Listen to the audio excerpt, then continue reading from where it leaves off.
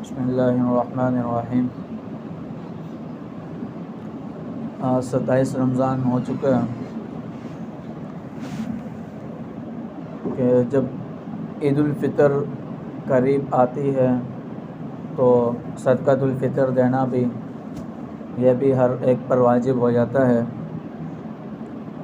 صدقۃ الفطر ہر اس شخص پر لازم ہوتا ہے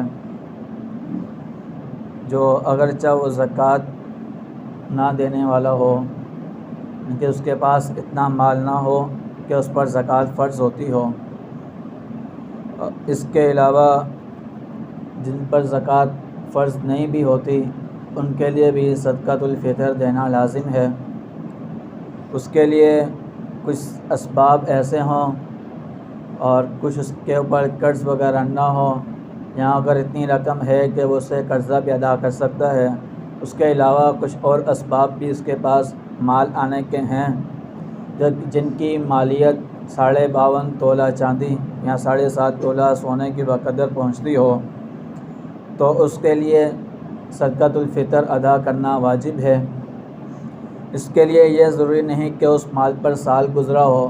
زکوٰۃ کے لیے تو یہ لازم ہے کہ اس مال پر سال بھی گزرا ہوا ہو، جبکہ صدقۃ الفطر کے لیے اس پر سال گزارنا لازمی نہیں۔ لہذا جس پر صدقۃ الفطر لازم ہے صرف اسی پر لازم نہیں ہوگا، اس کے لیے اپنے نابالغ بچوں کی طرف سے بھی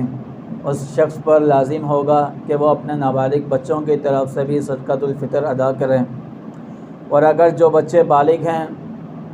مگر پھر بھی وہ والد کی زیر پرورش ہیں تو والد ہی اس کا سارا اخراجات اٹھاتا ہے،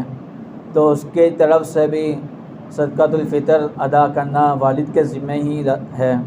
کہ والد ہی اپنے دوسرے بچوں کی طرف سے بھی صدقۃ الفطر ادا کریں۔ ہاں البتہ بیوی کی طرف سے صدقۃ الفطر ادا کرنا یہ شوہر کے ذمہ لازم نہیں۔ اور اگر بیوی خود مالدار ہے، اگر اس کے پاس 52.5 تولہ چاندی ہے یا اس کے بقدر اس کے پاس رقم ہے تو بیوی خود اپنا صدقۃ الفطر ادا کرے گی۔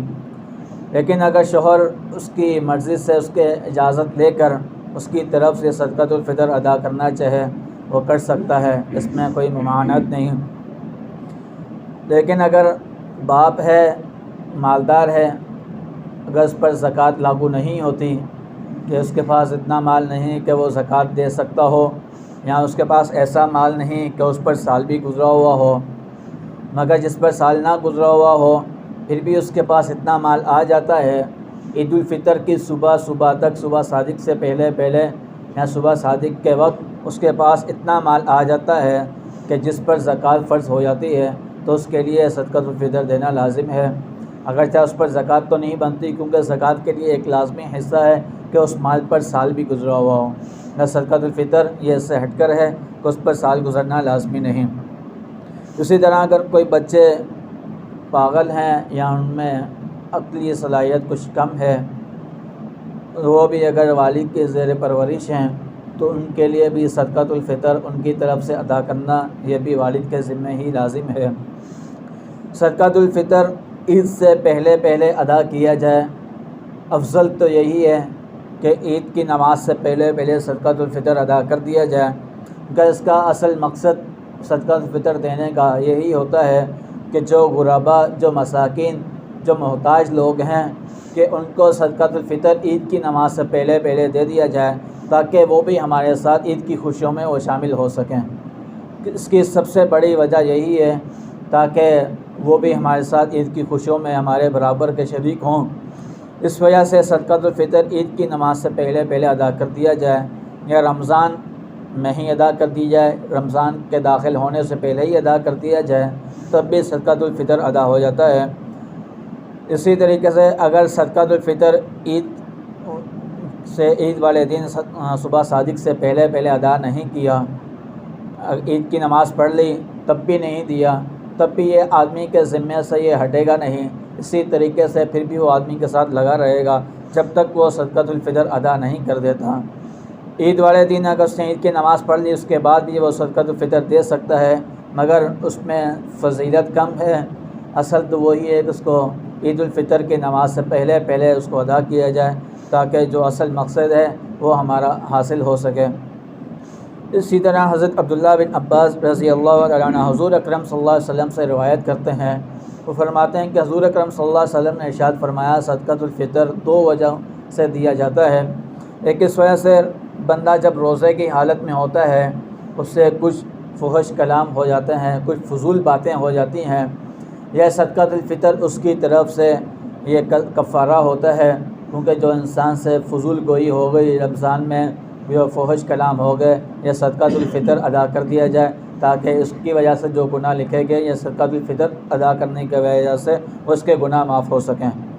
دوسری وجہ یہی بتائی، یہی ذکر کی تاکہ اس میں مساکین کا، فقراء کا، محتاج لوگوں کا بھلا ہو سکے، تاکہ وہ بھی ہمارے ساتھ عید کی خوشیوں میں برابر کے شریک ہو سکیں، تاکہ ان کے گھر کا بھی چولہا جل سکے، تاکہ وہ بھی عید کے لیے نئے کپڑے لے سکتے ہیں، ان کے بچے بھی عید کے لیے اپنی تیاریاں کر سکیں۔ یہ 2 خاص مقصد ہوتے ہیں صدقۃ الفطر ادا کرنے کے۔ ہمارے پاس وقت ہے، 2-3 دن ہیں، اس میں صدقۃ الفطر اپنی طرف سے بھی ادا کیا جائے، اپنے بچوں کی طرف سے بھی ادا کیا جائے، اور جو بچے والد کے زیر پرورش ہیں اگرچہ وہ بالغ ہیں ان کی طرف سے بھی ادا کیا جائے۔ آخر دعوانا صدقۃ الفطر آج جو موجودہ ہمارے ہاں پاکستان میں ہے، اس کی گندم کے حساب سے اس کی 170 روپے مقدار بنتی ہے، 170 روپے ادا کیا جائے۔ اگر جو کے حساب سے دینا ہے یا کشمش کے حساب سے دینا ہے یا کھجور کے حساب سے دینا ہے، اس کی مالیت میں، اس کے مال میں فرق پڑ جاتا ہے، تو پھر ریٹ معلوم کیا جائے گا کہ کھجور کا 2 کلو کا ریٹ کیا چل رہا ہے، جو کا 2 کلو کا کیا ریٹ چل رہا ہے، اسی طرح سے کشمش کا ریٹ کیا چل رہا ہے، پھر اس حساب سے دیا جائے گا۔ جس کو اللہ نے جتنی زیادہ وسعت دی ہے وہ بڑے مال کی طرف جائے، جو مال زیادہ مہنگا ہے، کشمش جیسے اس کی قیمت زیادہ ہے، آدمی اس کے حساب سے دے تاکہ فقراء کا زیادہ سے زیادہ اس میں فائدہ ہو سکے۔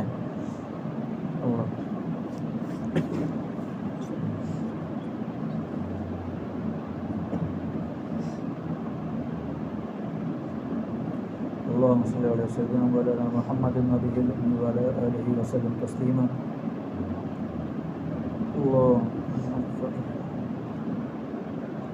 اللهم اغفر للمؤمنين والمؤمنات والمسلمين والمسلمات الأحياء منهم والأموات إنك سميع مجيب الدعوات۔ ربنا آتنا في الدنيا حسنة وفي الآخرة حسنة وقنا عذاب النار وقنا عذاب القبر وقنا عذاب الحشر وقنا عذاب الميزان۔